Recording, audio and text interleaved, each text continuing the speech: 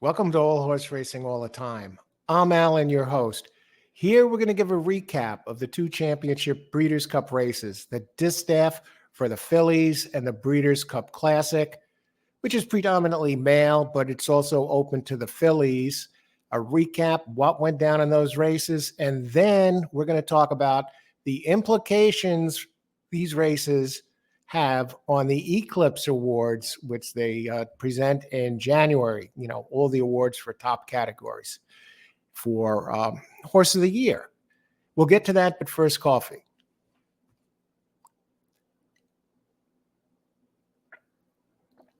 Excellent. Dunkin' Donuts original blend. Well, it was a doozy, both races, Breeders' Cup. And we're going to begin by talking about the Distaff for the female horses. What went down? Well, Torpedo Anna showed her mettle again. She dominated the race. Raging Sea was in there for a while. That's one of them that maybe had an outside shot to defeat it. And she's the real deal. She went around the track, just took the others for a ride. Won impressively. Another big win for Torpedo Anna. Okay. What about Awesome Result? The number 9 was scratched, Japanese entry. I thought this one had a shot. Raging Sea, a bit of a shot, not so much as Awesome Result. I was disappointed to see Awesome Result scratched. So we don't know. Dominant Japanese and Torpedo Anna took this crowd all the way to the thrill, the delight of everyone. She's a fan favorite, a special horse. Could she have run in the Breeders' Cup Classic and won? Maybe. The Equibase figure she put up yesterday was ballpark with the first, second place finishers of the Breeders' Cup Classic. Not quite as fast, but ballpark. And who knows if she rated, how things might have turned out there. So the Distaff, cut and dried, Torpedo Anna takes him all the way. We'll never know about Awesome Result. Number 9 was scratched. And now let's talk about the Breeders' Cup Classic. Breeders' Cup Classic. Fierceness came in, ranked the number 1 3-year-old male. Okay? And then wound up going off as the favorite. So what happened in this race? Recapping the race. Well, what happened is Fierceness had a nice post position 9. We'll begin by saying City of Troy did nothing. Looked like he had a little trouble getting out of the gate. I think it was more his brake that caused a problem there, but we'll never know. Was never a factor in this race. They tried this one on the dirt for the first time. A terrific turf horse out of Justify. But they came here as good as these Euros are on turf. Dirt is America's game. These horses train here in America on dirt. And City of Troy, no factor, bad break or not. I didn't have him in the mix in my wagering. So what happened? Well, going to the lead, Fierceness had this early speed, and we had outside speed, Arthur's Ride outside of him, the big early speed. But what happened? They went out, Derma Sotagaki ran to the front, running quick fractions, 22 and change, right? Opening quarter. And Mixed Stew, another one, number 4, this one was up there running second. And Fierceness was running third. Okay, not far back, running third. Now, what alarmed me about this is Fierceness started, around the second call, Fierceness started to slip forward and move shortly after the second call into second place behind Derma Sotagaki. But what alarmed me, I was rooting for Fierceness. What alarmed me was the fractions. It was 44 and 9 or so, with 44 and change for the first 2 calls. And I said out loud, I said, oh my God, these aren't going to last. And you're going to say, well, Fierceness was running third. Well, he was very close to the leader at that point at the second call and just after. So that means he's running 45. He's running around 45 also early. Now, is he going to last? Well, he went on. He continued to move on and took the lead into the stretch. So were those fractions too fast? Did Johnny V push Fierceness too much early to keep up with the two front runners who were already completely faded, fell out of it completely, finished way back? Well, Fierceness, as good as he was, he continued moving. Now, I was wondering, well, Del Mar tends to have quick fractions. It's a quick track. So maybe that didn't take as much out of Fierceness that he was running so quick early to keep up with the other two. Should he have adjusted? Should John Velasquez have, let him be a little bit further back and then save his move? We'll never know. But he was right there. And then coming into the stretch, he had a pretty good lead, not too much, but Sierra Leone made his patented move, was coming. And shortly into the stretch, we saw that Sierra Leone was most likely going to overtake Fierceness, and he did. He did, but not by much. And Fierceness fought back on the inside. Flavian Pratt riding Sierra Leone like a genius. Now, remember, these two duked it out in the Jim Dandy Stakes, where Fierceness just finished a little bit ahead of Sierra Leone. So this was kind of a rematch. Now, of course, Fierceness won the Travers, where Sierra Leone finished third. So it's kind of a rematch between these two. So Fierceness fights back on the inside. But Sierra Leone, with that closing kick, overtook him and won the Breeders' Cup Classic fair and square. Can't say, I really can't fault anyone in this case. It was a pace made the race here. It was a quick opening pace. I believe that did hurt Fierceness at least a little. It had some kind of effect. Did Johnny V do the right thing by trying to keep up with the two leaders? You can't fault the Hall of Famer here. Ran a good race. Fierceness did not. It's not like he got crushed. He was right there. Finishes second in the race. Sierra Leone finally breaks through for Chad Brown. And, wow, Chad has to be thrilled. So we got... Now we're going to talk a little bit about the Eclipse Award, the Championship Awards, where they give out the championships for everything. We're going to talk only about the two categories, Top Filly and top for the 3-year-old awards, Top Filly, and the top 3-year-old for the colts, the males. So let's start with the Distaff. That's pretty cut and dried.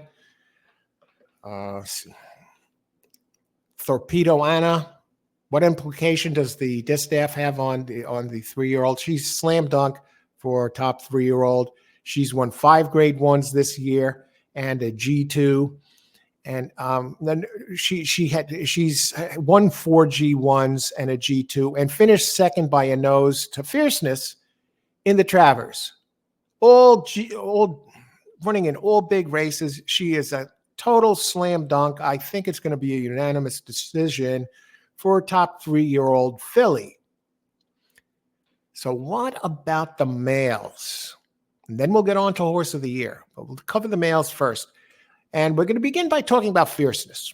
Okay, he came into this being the top, rated the top 3-year-old to win top 3-year-old. He had Horse of the Year, and he would have won slam dunk for Horse of the Year if he wins the Breeders' Cup Classic, and no doubt the top 3-year-old male. So let's bring up Fierceness and take a look at him.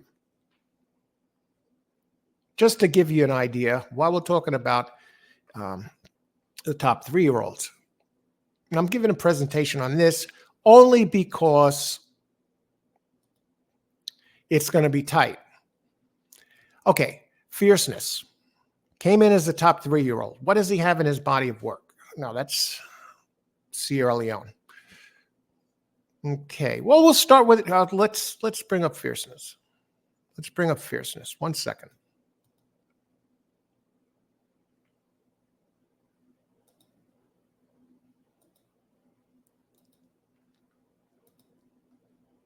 Okay, here we go.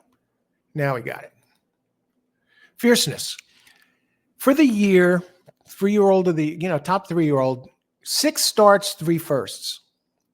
Okay, he ran in a Kentucky Derby, threw a real clunker, lost, but came in 15th in that race. But he did win earlier in the year. He did come in first in the Florida Derby with a dominant performance, a G1 victory. Registers a 110. He did run in the Holy Bull. They said that was a disappointing race for him back in his first race of the year at Gulfstream, where he came in 3rd place. So he has a 3rd place finish in a grade 3, a G1 win. Then he bounces back. He loses in the Kentucky Derby, skips the Preakness, skips the Belmont Stakes. But he comes back, wins the Jim Dandy, a G2, 108 Equibase figure. So that's a G2 victory. DraftKings, the Travers Stakes, wins the Travers, a huge race for 3-year-olds. One of the crown jewels, not quite the Kentucky Derby, but some say it's actually one of the most important races to determine top 3-year-old. A lot of prestige, wins the G1, and now he runs in the Breeders' Cup, comes in 2nd in the Breeders' Cup, a G1. So to his credit, he gets a pair of G1 victories and a 2nd place finish in the Breeders' Cup. Career earnings of $2.7 million and change. So that's the deal with fierceness. How does that affect the top 3-year-old? Can he win top 3-year-old in that he was the leading candidate and just missed in the Breeders' Cup? Just missed. Almost had the Breeders' Cup. Does he still have enough to carry the top 3-year-old category in the Eclipse Award? Well, let's take a look first and decide by taking a peek at Sierra Leone. Let's see how those two stack up, because they're going to be 1-2 right now in the voting for the Eclipse Award for top 3-year-old. And now we're going to take a look at Sierra Leone. Let's bring Sierra Leone up. How does Sierra Leone stack up? Well,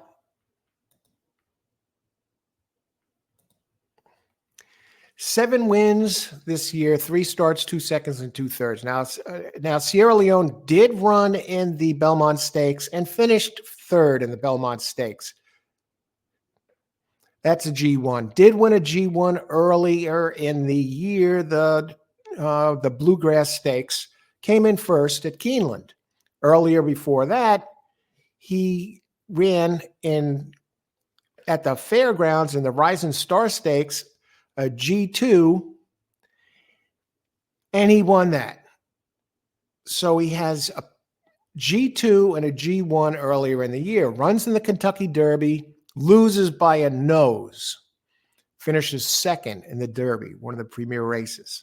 Comes in 3rd in the Belmont Stakes, 2nd to fierceness in the Jim Dandy, runs in the Travers, comes in 3rd. Now this colt has never missed the board, never does anything wrong.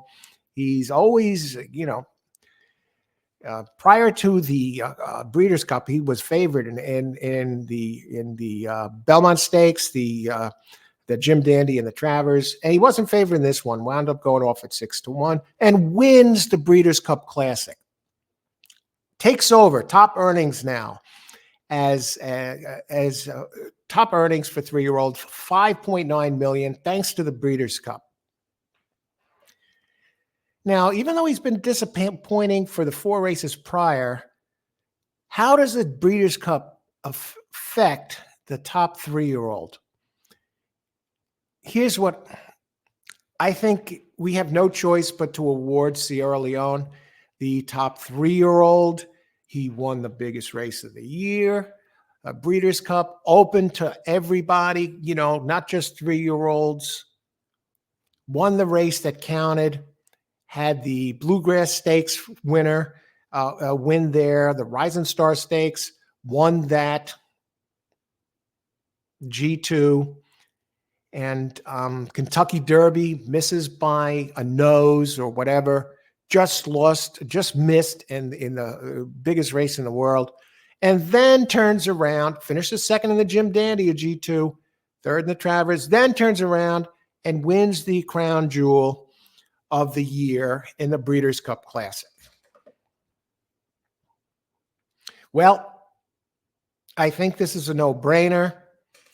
Even though Fierceness might be the better horse, the faster horse, this was decided on the track. And the earnings, almost $6 million in earnings, dwarfs Fierceness now in earnings. It's over. It's over. A top 3-year-old of the year is over. It's going to go to Sierra Leone. And some of the voters also, if there was any, if they were going to give Fierceness an edge because he had some of those big speed figures and the Travers victory and just missed, maybe Rapoli might rub some people with his brashness, the voters the wrong way. They're going to say, listen, I'm not going to be the one when it's close between two and you got one horse that dwarfs almost $6 million earner, wins the Breeders' Cup. I can't turn around and not give him the award, especially since he was so close in all the other races. He's right there, just missed the Derby. We're talking about a Derby winner and Breeders' Cup winner. So this one's the real deal. Top 3-year-old male goes to Sierra Leone. And the voting might not even be that close. If it goes to Fierceness, I'd be shocked. Fierceness was my favorite horse, so you can see I'm a straight shooter. I'm not talking with my heart. I'm not trying to make a case for Fierceness. It's over. So top 3-year-old, filly, Torpedo Anna, easy. And top male, 3-year-old male, Sierra Leone. What about the horse of the year? Obviously, Fierceness is not going to win horse of the year. That was decided. So how about horse of the year now? It comes down to two entries. We have Sierra Leone and we have Torpedo Anna. There's no older horses or fillies or mares that have a shot to win horse of the year. So let's bring up, we showed Sierra Leone. Let's bring up Torpedo Anna.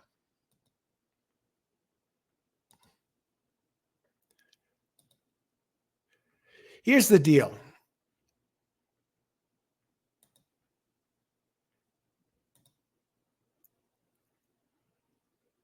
Torpedo Anna,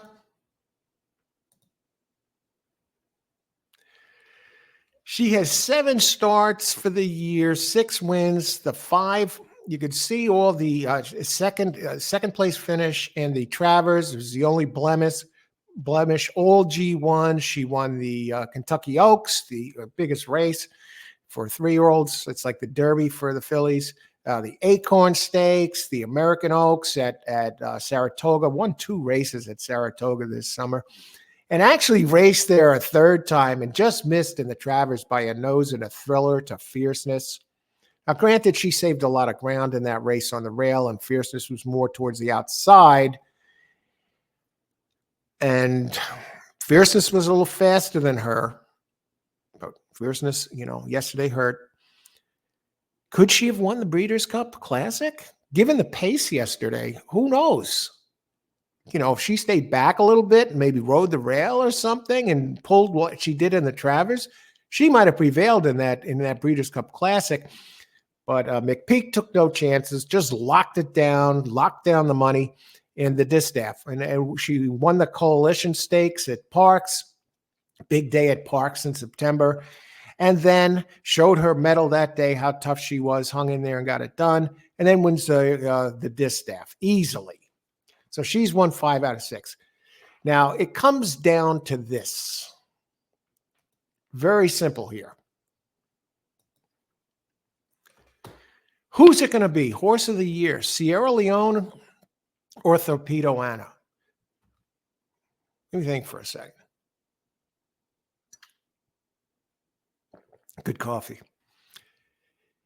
It's all over, folks. It's going to be Torpedo Anna, horse of the year. I can't overlook the 4 G1 victories, performance in the Travers, winning the Oaks.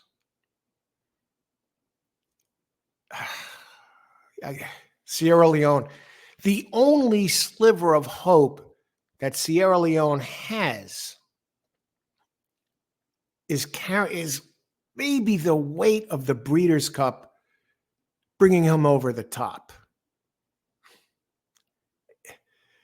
It's a long shot. I mean, there's a love affair with Torpedo Anna, at least in the United States and maybe worldwide, but at least here, she's queen of the track. She's going to win Horse of the Year, Torpedo Anna, followed by Sierra Leone in the voting. And I'm not even sure who we can give third to. It's not even a storyline, but I see those two, 1, 2. So Torpedo Anna, top 3-year-old filly, Sierra Leone, top 3-year-old male, and Horse of the Year, Torpedo Anna. Cut and dried. It was a thrilling Breeders' Cup. I want to, if you like this video, hit the like button. Thank you, everybody, for watching.